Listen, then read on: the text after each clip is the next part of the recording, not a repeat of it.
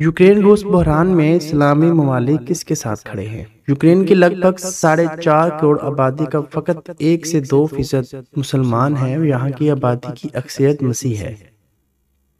آئیے ایک نظر ڈالتے ہیں کہ یوکرین کے تنازع میں بڑے اسلامی ممالک یا مسلم اکثریتی ممالک اس وقت کہاں کھڑے ہیں۔ سب سے پہلے بات کرتے ہیں پاکستان کی۔ پاکستان دنیا کا وہ واحد ایٹمی طاقت کا حامل اسلامی ملک ہے جو اب تک امریکہ کے ساتھ کھڑا تھا، لیکن اب صورتحال بدل رہی ہے۔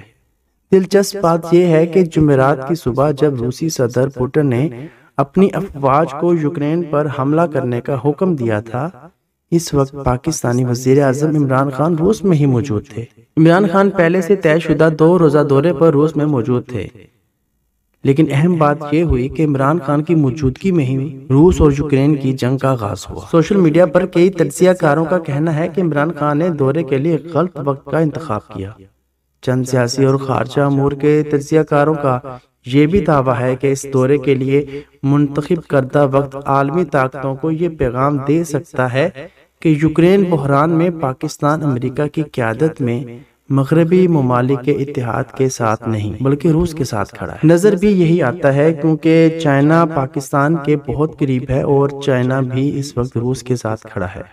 اب بات کرتے ہیں سعودی عرب کی۔ 23 فروری کو اقوام متحدہ کے جنرل اسمبلی میں سعودی عرب نے روس کی مذمت کیے بغیر اس معاملے کے سفارتی حل کی بات کی تھی۔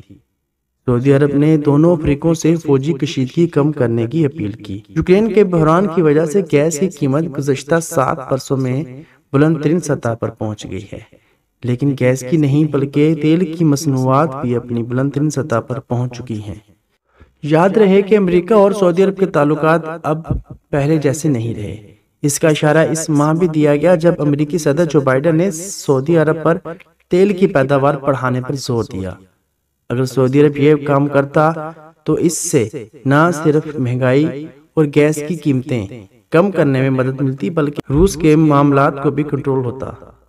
تاہم سعودی عرب نے اس کی تردید کی۔ مطلب یہ کہ یہاں پر سعودی عرب نے روس کے حق میں فیصلہ کیا۔ کہا جاتا ہے کہ ولی عہد شہزادہ محمد بن سلمان کی بڑھتی ہوئی طاقت کا نتیجہ یہ بھی نکلا ہے کہ سعودی عرب اور روس کے تعلقات مزید گہرے ہوئے ہیں۔ سن 2015 کے موسم گرما میں پوٹن اور ولی عہد کے درمیان پہلی ملاقات ہوئی تھی۔ اس کے بعد سے دونوں رہنماؤں کی کئی ملاقاتیں ہو چکی ہیں۔ ترکی آئینی طور پر اسلامی ملک نہیں ہے، لیکن اس کی آبادی کی اکثریت مسلمان ہے۔ ترکی نیٹو کا رکن بھی ہے۔ نیٹو کا رکن ہونے کے ناطے وہ یوکرین پر روسی حملے کی تائید نہیں کر سکتا، لیکن ترکی کے صدر طیب اردوغان جب امریکہ سے ناراض ہوتے ہیں تو پوٹن کے پاس ہی جاتے ہیں۔ روس سے S-400 میزائل سسٹم لینے پر امریکہ نے ترکی پر پابندیاں بھی عائد کر رکھی ہیں۔ بائیڈن کی آمد کے بعد ترکی کے امریکہ کے ساتھ تعلقات خراب ہی چل رہے ہیں۔ موجودہ صورتحال کو پیچیدہ قرار دیتے ہوئے اردوغان نے کہا کہ فوجی تنازع سے کسی کو فائدہ نہیں ہوگا، اس لیے ترکی سفارتی ذرائع سے حل تلاش کرنے کے حق میں ہے۔ اردوغان کا مزید کہنا تھا کہ ترکی نیٹو میں بھی اپنا مثبت کردار ادا کرتا رہے گا۔ ترک صدر نے روسی صدر کے پوٹن کو اعلیٰ سطحی تعاون کونسل کے اجلاس میں شرکت کی دعوت بھی دی تھی۔ ایران ایک شیعہ مسلم اکثریتی ملک ہے۔ ایران کے امریکہ کے ساتھ تعلقات سن 1979 کے اسلامی انقلاب کے بعد سے خراب ہیں، مگر دوسری جانب ایران کے روس کے ساتھ اچھے تعلقات ہیں۔ یوکرین کے بحران کے بارے میں ایران کی وزارت خارجہ کے ترجمان سید خطیب زادہ نے منگل کے روز کہا کہ اسلامی جمہوریہ ایران ہر طرف سے صبر کی توقع رکھتا ہے۔ تناؤ بڑھانے والے کسی بھی قسم کے قدم سے گریز کرنا چاہیے۔ تمام فریقین اپنے اختلافات بات چیت کے ذریعے حل کر سکتے ہیں۔ بدقسمتی سے امریکہ نے نیٹو کی مداخلت سے خطے کی صورتحال کو پیچیدہ بنا دیا ہے۔ متحدہ عرب امارات نے اقوام متحدہ کی سلامتی کونسل سے یوکرین کے مسئلے کو سفارتی بات چیت کے ذریعے حل کرنے کی اپیل کی ہے۔ متحدہ عرب امارات نے یہ نہیں کہا کہ روس نے یوکرین کی خود مختاری کے خلاف ورزی کی۔